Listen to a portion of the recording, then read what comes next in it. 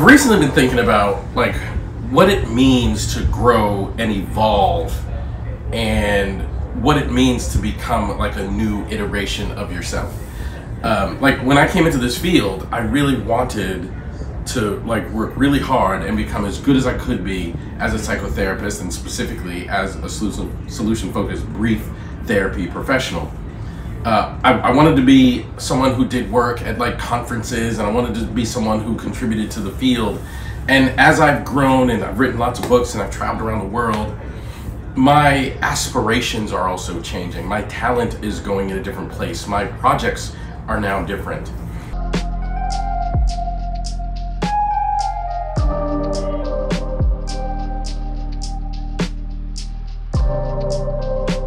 And it's got me think like there are now like people that used to mean a lot to me that I'm not very connected to anymore, and there are spaces that I used to really want to impact that now I'm in other areas and I'm not really focused on impacting those spaces anymore.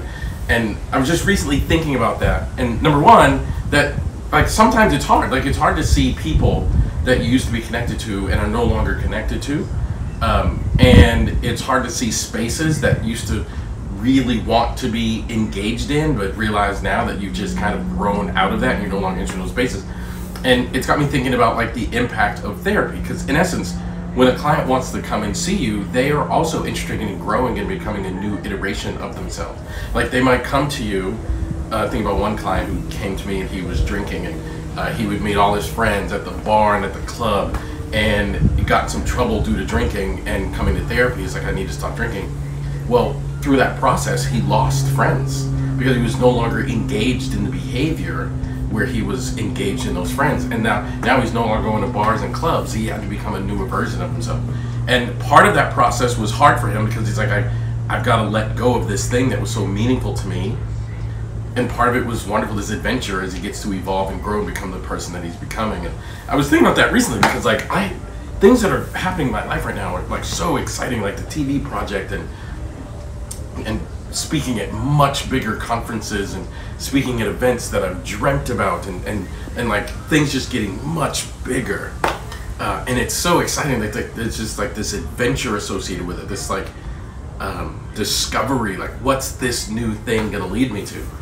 But there is a bit of sadness because I see there are other people and other spaces that I've had to let go of. And I just think that's something important for us as therapists to think about, because your clients, as they grow, they're in essence letting go of certain things as they become the newer version of themselves. So this is important because sometimes therapists are hard on clients who don't want to change.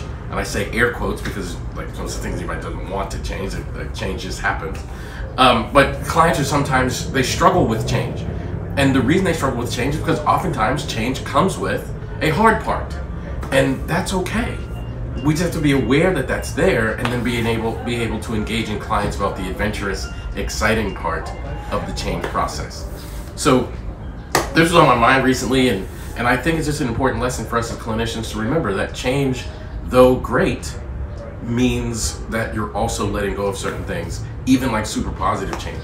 If somebody came in right now and gave me $10 million, that would be great. I would be so excited someone just gave me $10 million.